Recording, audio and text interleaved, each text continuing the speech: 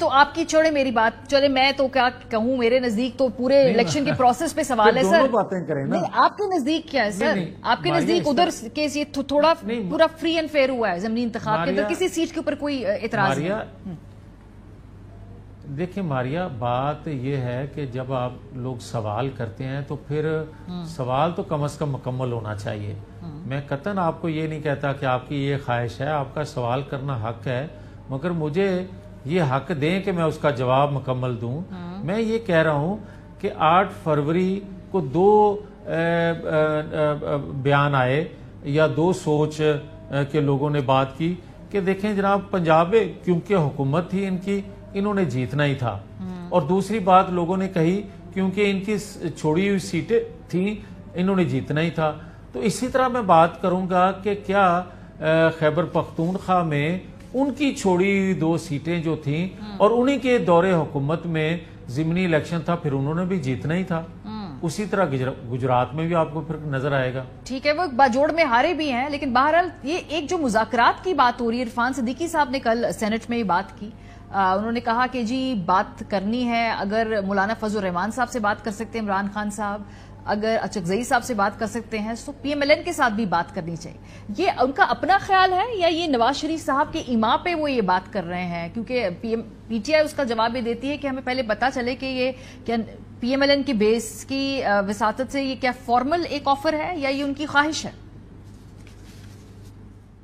دیکھیں ماریا، جہاں تک کسی کو مذاکرات کی دعوت دینا ہے کسی سیاسی جماعت کو، وہ حکومت میں ہو یا اپوزیشن میں جب ہم تھے اس وقت بھی ہم نے یہ کہا تھا کہ آئیں مساق معیشت کریں.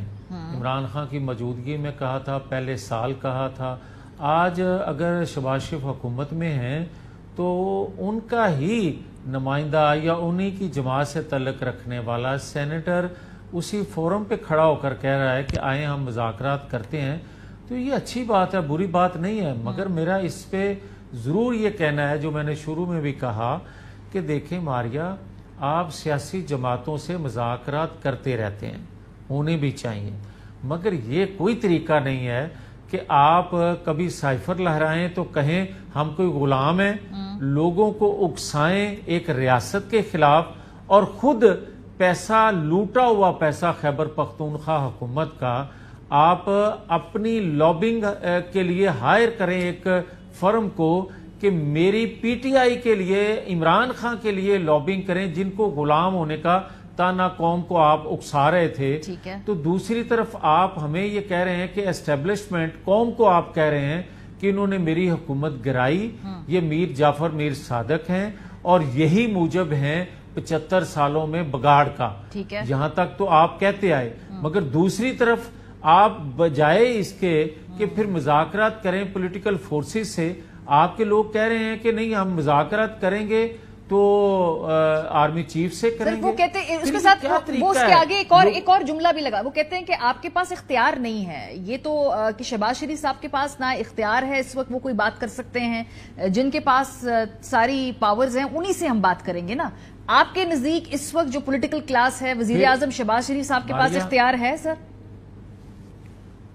اگر میں یہ ان کی بات مان لوں کہ پاورفل کون ہے اور ان کے بقول کہ ہمیں مذاکرات انہی سے کرنے ہیں، تو پھر ماریا 9-10 مئی کو یہ پاور دینے والے اسٹیبلشمنٹ کو یہی لوگ ہیں. اگر 9-10 مئی کا یہ جرم نہ کرتے تو 20-22 سال لگا کے جو ہم نے قوم کی ذہن سازی کی تھی اور اداروں میں بیٹھے لوگوں کو اس بات پہ لے آئے تھے کہ وہ کہہ رہے تھے کہ ہم اے پولیٹیکل ہو گئے ہیں، ہم آئین قانون سے ماورا کوئی قدم نہیں اٹھانا چاہتے، ہر ادارہ آئینی حدود میں رہ کے کام کرے. تو یہ وکٹری تھی پاکستانی قوم کی اس دن جب یہ بیان آیا. اس دن وکٹری تھی اس بات کی کہ جب اداروں کے اندر خود احتسابی کا عمل شروع ہو گیا. مگر اس شخص نے ایک عالمی ایجنڈا پورا کرتے ہوئے پاکستان کو تقسیم در تقسیم کرنے کے لیے، پاکستان کے اندر انتشار ڈے 1 سے جب سے یہ شخص آیا پاکستان کی پالیٹکس میں یہ تقسیم کرتا آ رہا ہے، اس کا ایجنڈا اس نے 9-10 مئی کو کئی اطراف سے پورا کیا جب پاکستان کے دفاعی اداروں پر اس نے حملہ آور ہوا، یہ اس دن سے پاکستان کے ادارے مضبوط ہوئے اور جمہوریت کمزور ہوئی. سر لیکن ابھی اس سے آگے جو بات کرنے والی بات ہے، کیونکہ ایونچولی ساری جو مسائل ہوتے ہیں ان کا حل ڈائیلاگ کی ٹیبل پہ ہی ہوتا ہے. جو سب سے بڑا اعتراض ہے وہ یہ ہے کہ شہباز صاحب با اختیار نہیں ہے. میرا پھر وہی سوال ہے، آپ کے نزدیک شہباز صاحب با اختیار وزیر اعظم ہیں؟ کیا وہ اس ڈائیلاگ کو انیشیٹ، لیڈ یا کنڈکٹ کر سکتے ہیں؟ ماریا، میں ایک اور بات کہنے لگا ہوں. میں یہ کہنے لگا ہوں کہ پاکستان کے اندر استحکام کے لیے، پاکستان کو سٹیبل کرنے کے لیے، پاکستان سے انتشار کم کرنے کے لیے، پاکستان سے انتشار دفن کرنے کے لیے، ایک قوم بننے کے لیے وہ کسی سے بھی ڈائیلاگ کرنا پسند کرتے ہیں، کریں. مگر میں ایک بات ضرور کہوں گا کہ 9-10 مئی کے منصوبہ ساز، 9-10 مئی کے ماسٹر مائنڈ کسی کو اختیار نہیں ہے کہ ان کے ساتھ کوئی ڈیل کر سکے. اور اگر کرتا ہے، میں کوئی اختیار نہیں رکھتا کسی کو روکنے کا. مگر میں یہ ضرور کہہ رہا ہوں بطور ایک سیاسی ورکر کے کہ وہ دعوت دے گا آئندہ آنے والے وقتوں میں 9-10 مئی سے بڑا سانحہ کرنے کا، لوگوں کو دعوت دے گا.